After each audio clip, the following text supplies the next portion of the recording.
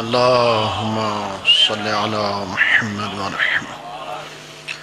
السلام علیکم ورحمۃ اللہ وبرکاتہ. رحم اللہ من قرأ الفاتحہ. بسم اللہ الرحمن الرحیم. الحمد للہ رب العالمین الرحمن الرحیم مالک یوم الدین. ایاک نعبد و ایاک نستعین. اهدنا الصراط المستقيم صراط الذين أنعمت عليهم غير المغضوب عليهم ولا الضالين. بسم الله الرحمن الرحيم. قل هو الله أحد الله الصمد لم يلد ولم يولد ولم يكن له كفوا أحد.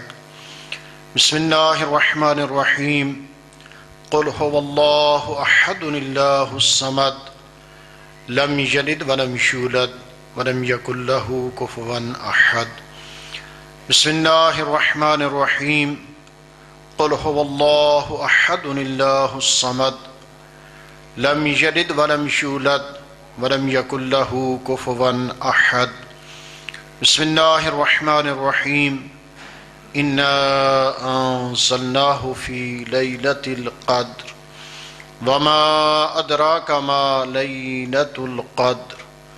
ليلة القدر خير من 1000 شهر.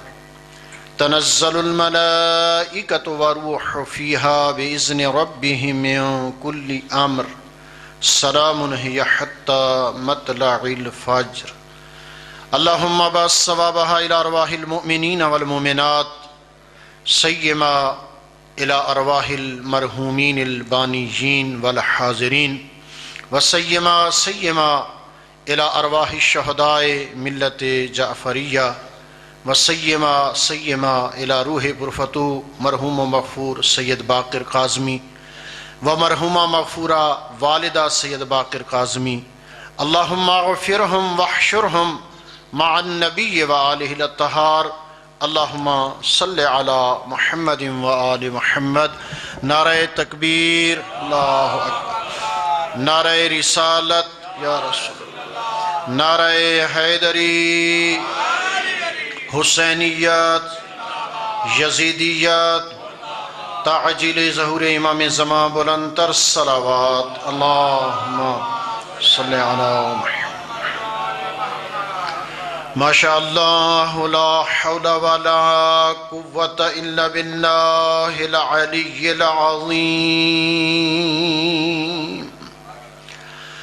اعوذ باللہ من الشیطان اللعین الرجیم. بسم اللہ الرحمن الرحیم.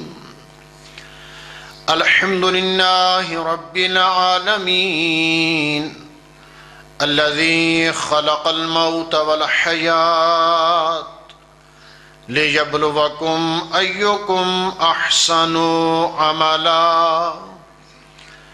الذي نور قلوبنا بولاية علي بن أبي طالب. اللهم صل على محمد. الذي نور قلوبنا بمصائب الحسين عليه السلام. اللهم صل على محمد. رب اشرح لي صدري ويسر لي امري واحلل عقدة من لساني يفقهوا قولي. وصلى الله على محمد المصطفى احمد المجتبى سيدنا ومولانا ابي القاسم محمد. اللهم صل على محمد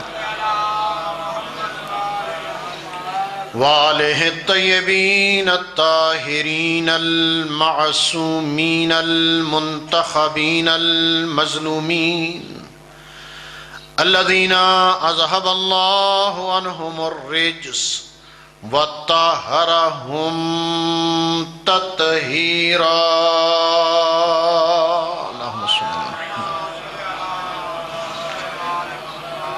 أما بعد فقد قال الله سبحانه وتعالى في كتابه المجيد والفرقان الحميد وقوله الحق وهو أصدق الصادقين فبسم الله الرحمن الرحيم إن الدين عند الله الإسلام وقال امام جعفر الصادق علیہ السلام بسم اللہ الرحمن الرحیم العقیدۃ الحق لا جبر ولا تفویض بل امر بین الامرین صلوات اللہم صلی علی محمد۔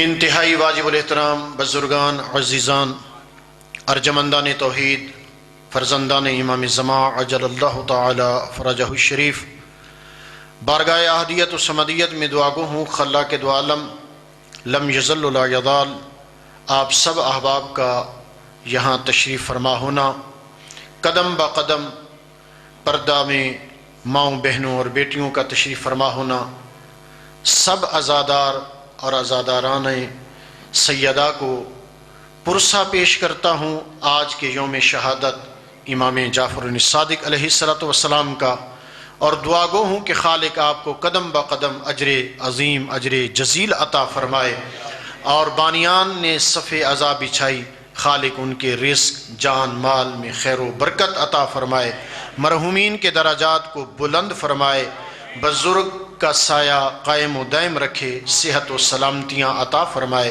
حاضرین میں جو مریض ہیں یا حاضرین کے گھروں میں جو مریض ہیں خالق آج کے یوم شہادت کا صدقہ سب کو صحت کلی عطا فرمائے، مولا کے ظہور میں تعجیل ہو، مظلومین جہاں کی مدد ہو، ظالم کافر کردار تک پہنچے، ان تمام دعاؤں کی قبولیت و استجابت کے لیے اور اپنی پریشانیوں کی دوری کے لیے، صحت و سلامتی کے لیے دل کی اتھا گہرائیوں سے بآواز بلند تر صلوات اللہم صلی علی محمد۔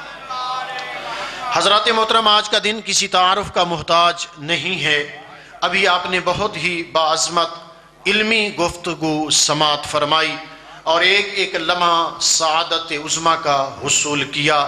میں آج کے دن کی مناسبت سے ایک اہم ترین نقطے کی طرف آپ کی توجہات کو مبذول کرانا چاہتا ہوں۔ گزشتہ سال آج کے یوم اسی مجلس عزا میں نے صادق آل محمد کا ایک فرمان آپ کی خدمت میں پیش کیا تھا، شاید کہ کسی مومن کو عزادار کو یاد ہو۔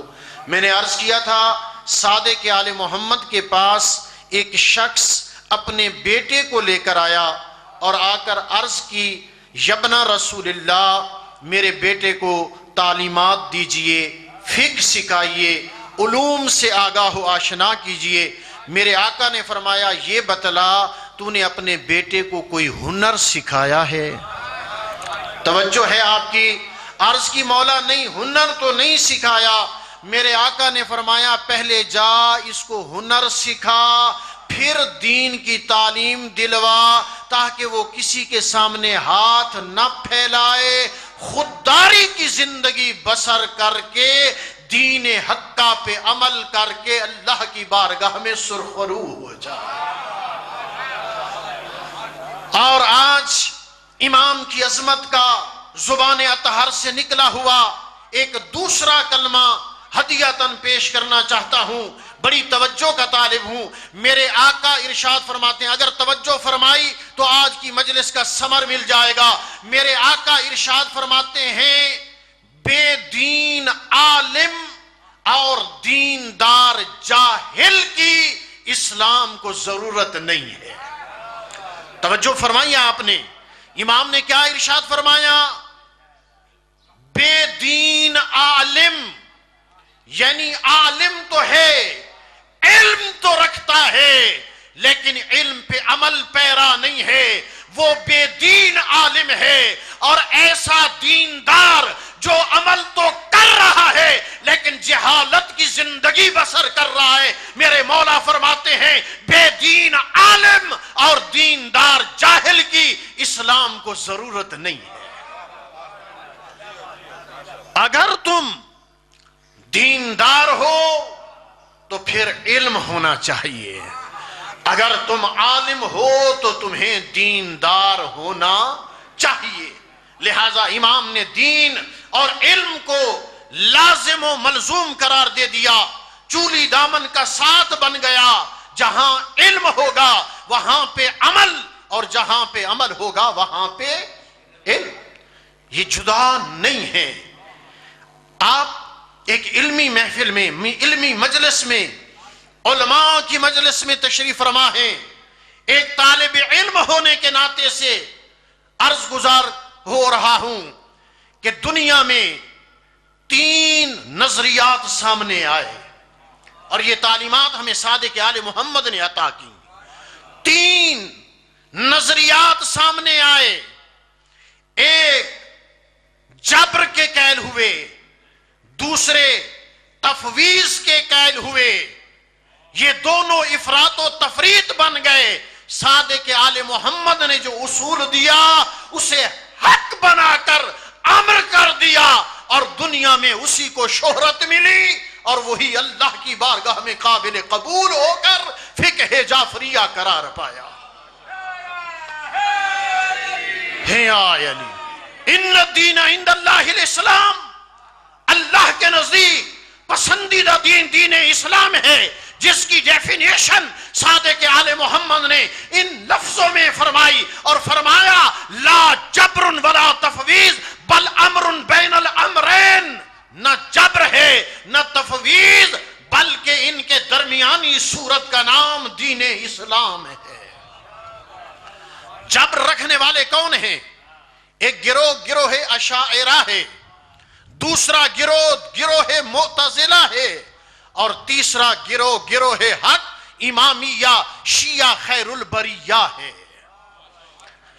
یہ جو اشاعرہ ہیں، ان کا نظریہ کیا ہے؟ ان کا عقیدہ کیا ہے؟ ان کا عقیدہ اور نظریہ یہ ہے کہ اللہ نے انسان کو خلق کیا، انسان ایک مشین ہے، بس اللہ اس کو جیسے چاہتا ہے چلا رہا ہے، اس میں انسان کا کوئی کردار نہیں۔ یعنی یہ جبر کا عقیدہ ہے کہ انسان مجبور محض ہے۔ مجبور محض اور چیزیں ہیں، انسان نہیں ہے۔ اللہ نے انسان کو اشرف المخلوقات بنایا ہے۔ مجبور محض سورج ہے، مجبور محض چاند ہے، مجبور محض کہکشائیں ہیں، یہ نظام کائنات ہے۔ انسان مجبور نہیں ہے۔ کبھی سورج نے کہا ہو کہ میرے اللہ میں چلتے چلتے تھک گیا ہوں، آج مجھے وقت پہ طلوع نہیں کرنا، آج میں ذرا دیر سے طلوع ہوں گا؟ ایسا کبھی ممکن ہوا ہے؟ نہیں۔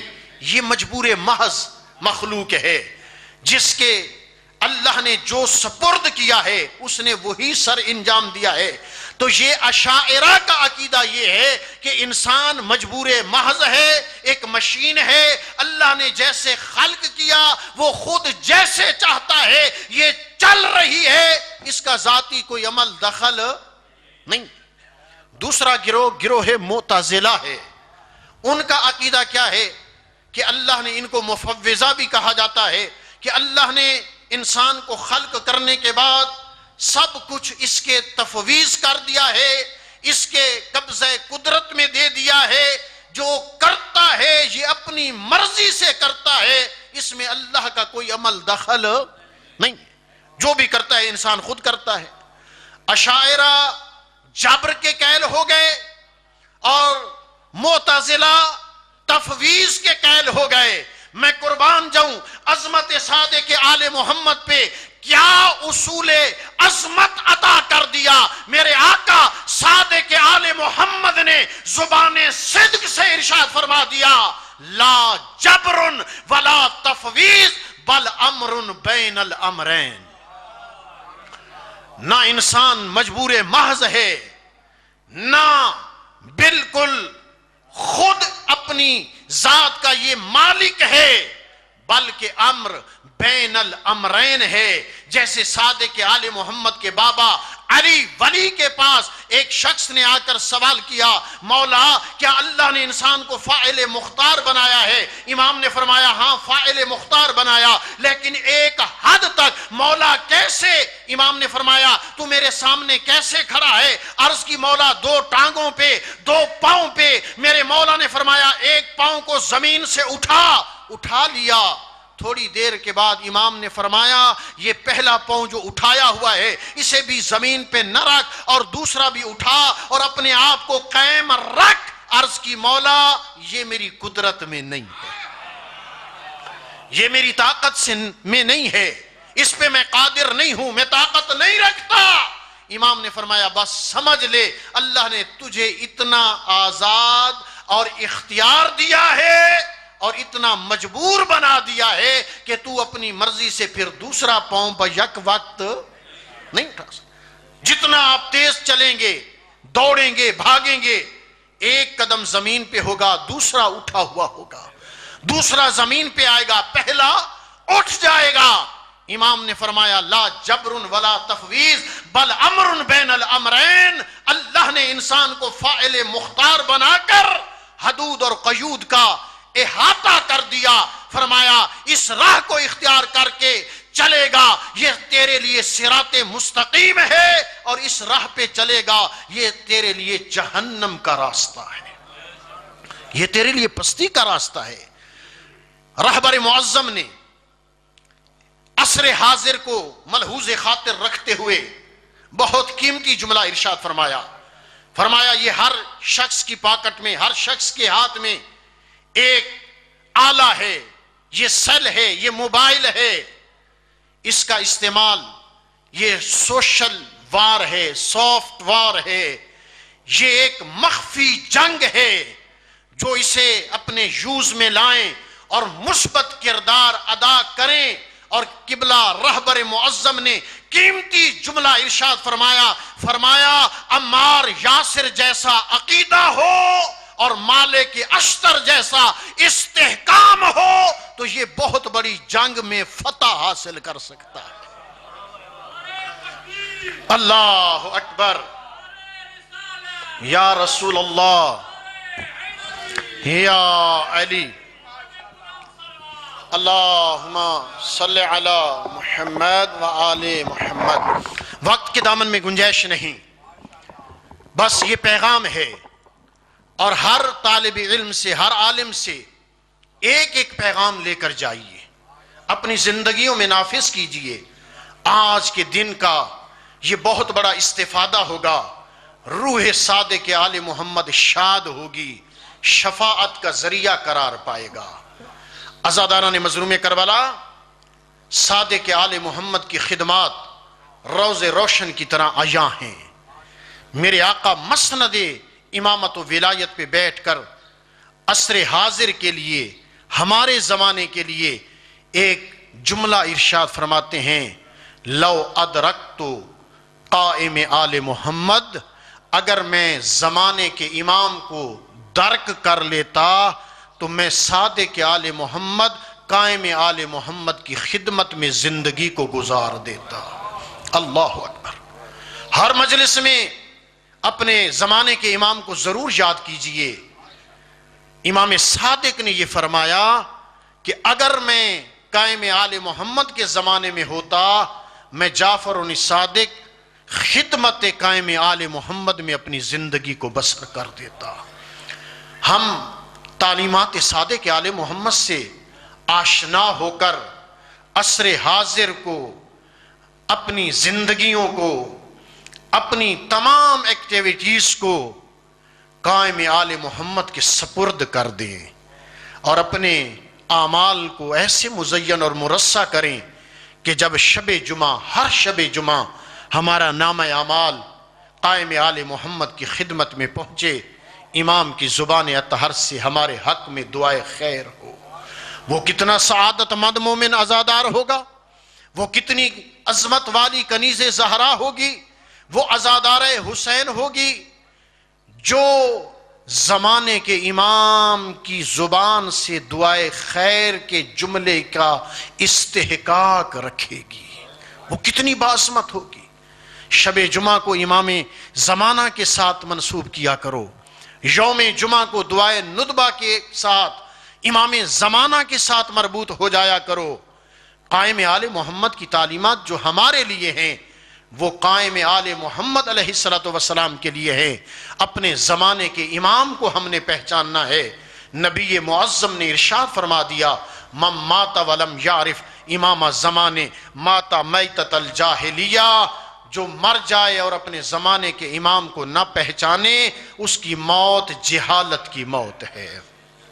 آخری پیغام، ایک جملہ مصیبت کا، زحمت تمام، وقت کے تقاضوں کے مطابق معصوم فرماتے ہیں جس پر زکوٰۃ واجب ہو جائے اور وہ ادا نہ کرے اور دنیا سے چلا جائے، میں نے کل جمعہ کے خطبہ میں بھی عرض کیا، اس کی موت یہودیت و نصرانیت کی موت ہے۔ اپنے مال کو مزکہ کیجئے، گندم کا موسم ہے، زکوٰۃ ادا کیجئے، فقراء، یتامى، مساکین، رفع عامہ، مدارس دینیہ، مقروضین، ابن سبیل، ان مدات میں اپنے اس واجب کا مصرف لائیے تاکہ خوشنودی امام زمان کا حصول ہو۔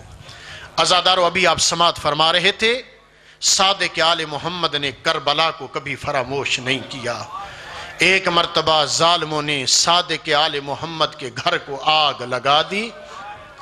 عزادارو، آگ کے شعلے بلند ہوئے، اہل مدینہ آگ بجھانے کے لیے آئے، سامان کو بچا لیا گیا، اولاد صادق آل محمد کو ایک جگہ پہ جمع کر دیا گیا۔ امام کاظم نے عجیب منظر دیکھا، امام جعفر صادق ایک مقام پہ بیٹھ کر زارو قطار گریہ فرما رہے ہیں۔ عزادارو، سن سکو گے جملہ؟ عرض کی، بابا آگ کو بجھایا جا رہا ہے، آپ کی اولاد کو محفوظ کر لیا گیا ہے، لیکن آپ اتنا رو کیوں رہے ہیں؟ عزادارو، پتھر کا دل ہے تو جملہ سن لینا۔ صادق آل محمد نے کیا جواب دیا؟ رونے والو عزادارو، صادق آل محمد رو کر فرماتے، میرے بیٹے تو نے سوال کیا، میرے دل پہ خنجر چل گیا، میرے گھر میں لگنے والی آگ مجھے شام غریباں کی آگ یاد دلا رہی ہے۔ جب میری دادیوں کے خیموں کو آگ لگی، حسین کے یتیم اس طرح بکھر گئے جس طرح نمازی کی تسبیح کے دانے بکھر جاتے ہیں۔ کوئی یتیم کہیں سے جمع کیا جاتا، کوئی یتیم کہاں سے تلاش کیا جاتا۔ حمید بن مسلم روایت کرتا ہے، میں اس منظر کو دیکھ رہا تھا، عالیہ ایک جلتے بلتے خیمے کے سامنے آئی، میں نے کہا بی بی کی کوئی قیمتی چیز رہ گئی ہے۔ چند لمحات کے بعد میں نے عجیب منظر دیکھا، بی بی کی کمر جھکی ہوئی ہے، ایک بیمار کو پشت پہ رکھا ہوا ہے، مقتل کے سامنے کھڑے ہو کے فرما رہی، حسین گواہ رہنا، آپ نے اکبر کا لاشا اٹھایا تھا، آ دیکھ میں تیرا سجاد بچا۔ الا لعنت اللہ علی قوم الظالمین وسيعلم الذين ظلموا أي منقلب ينقلبون۔ ماشاءاللہ، تقبل اللہ۔ اب آپ کے سامنے عمدۃ الواعظین، مصور غم، حجت الاسلام والمسلمین، جناب مولانا پروفیسر نکی عمران حیدری صاحب آپ اسلام آباد خطاب فرمائیں گے۔ ان کے بعد وقفہ نماز اور لنگر ہوگا۔